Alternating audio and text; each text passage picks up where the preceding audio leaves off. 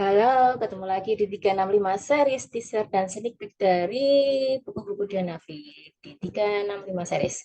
Kali ini kita bahas tentang buku jika tidak punya tujuan yang jelas bagaimana kita akan sampai.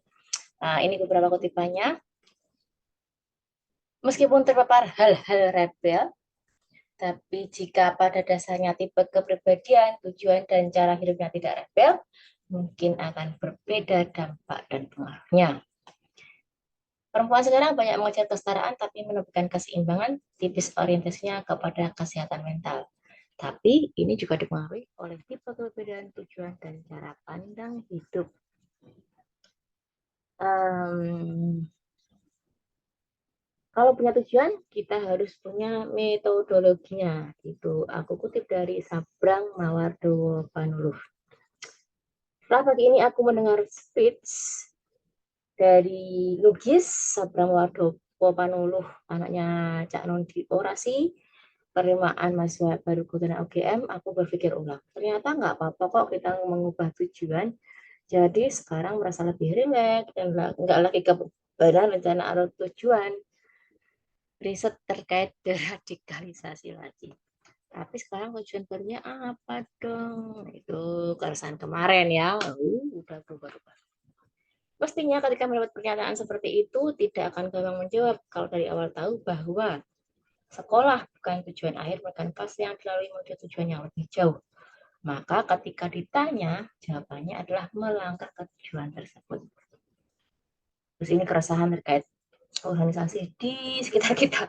Jika dia belum lagi jelas, ada lagi KEK. Ingat dulu ada coding MAM itu dibuat dengan tujuan supaya jalan sendiri juga semacam DKD dan KEK. Semacam negara butuh banyak lembaga dan badan yang isinya para volunteer relawan yang mengerjakan tugas-tugas pemerintah. Harapannya mereka jalan sendiri dengan sponsorship dari luar. Terus ada juga ekstrak dari kontemplasi berbentuk puisi terkait dengan tujuan tadi. Terkenal bukan tujuan, uang bisa jadi racun. Pilih nikmati proses, excitement, juga jelajah kesejatian, selamatkan dari kamuflase topeng kepalsuan. Kemurnian, jaga dari kejebakan. Lampu sorot menyalakan yang bisa memabukkan. Semoga bukan alibi, kesombongan bertameng ketak bejusan. Di sisi lain nih, penyair dan filsuf punya tujuan sama. Mungkin mereka berjalan lewat jalan yang berbeda saja. Kalau menurut saya, filsuf, karena filsuf ada di tingkatan lainnya kalau berbicara romantisme, romantis yang sebenarnya sederhana namun sulit dimengerti nalar sufisme. Contohnya Al-Ghazali. Sesama tokoh pemangku kepentingan harus paham bahwa tujuan bernegara untuk mensejahterakan masyarakat. Adu argumentasi boleh saat debat, tetapi saat sudah ada kesepakatan harus bersama-sama. Nih, tetap dengan parenting. Tujuan pengasuhan jelas, kiat memperbaiki komunikasi supaya nggak buru-buru. Jangan lelah untuk terus berjalan karena bisa jadi tujuan kita tinggal sepelemparan saja. Kalau sudah tahu tujuan dan penerima manfaat, kita tahu hasil dan dampaknya. Dengan tahu hasil dampak, kita bisa mengukur kapan lari, kapan berhenti, dan seterusnya. Supaya punya tujuan yang jelas, kita harus tahu kebutuhan. Petakan dulu dengan mekaniknya. Misal anak suka gawe, ajak anak nonton film, ajak nulis cerita lanjutan dari film tersebut. Kalau sulit nulisnya, tunjukkan buku-buku referensi sebagai contoh. Kalau tujuan kita bukan semata dia, ya asli bakal kecewa.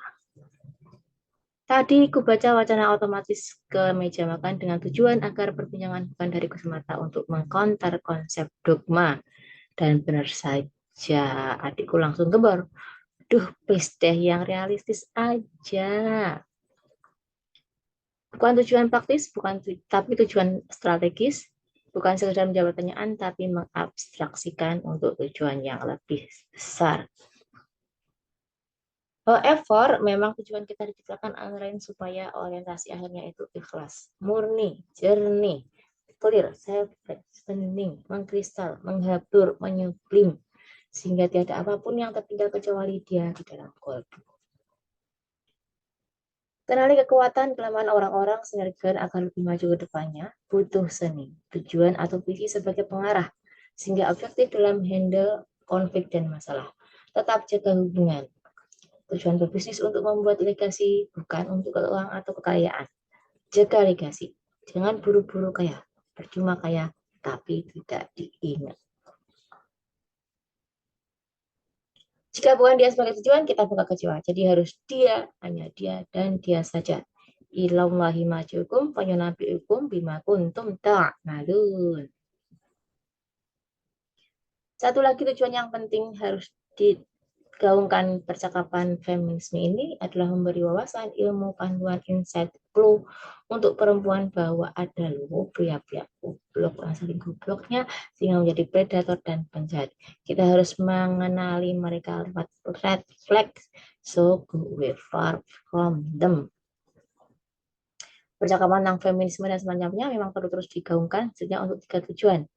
Satu, memberi kesadaran pada pria untuk respect pada perempuan, menyadarkan pada perempuan bahwa jika mereka yang jadi korban tidak seharusnya semakin terpuruk karena ada yang terpicu oleh semua yang kedua salah.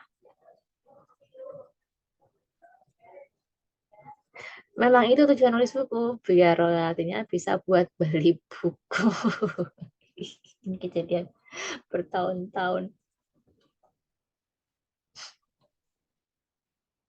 Nova-Nova Terelie itu banyak mengungkap dengan berani kejahatan dan kebusukan negeri ini. Punya fans banyak banget sehingga potensial mendorong kritisi lebih masal yang tujuan akhirnya perubahan sistem. Jadi masuk akal sih kalau seolah ada yang bikin gerakan nggak suka Terelie. Karena hidup kita ini sulit, penuh perjuangan, jadi tujuan hidupnya jangan semata uang. Rugi dong. Mending mana? Kosong plong-plong atau orangnya yang kita tangisi karena bubaran. Mending mana? Kosong plong-plong atau ordernya orang yang kita taksir. Cinta itu rasa, bukan tujuan. Buat orang kisah cintanya pahit, menikah bukan tujuan.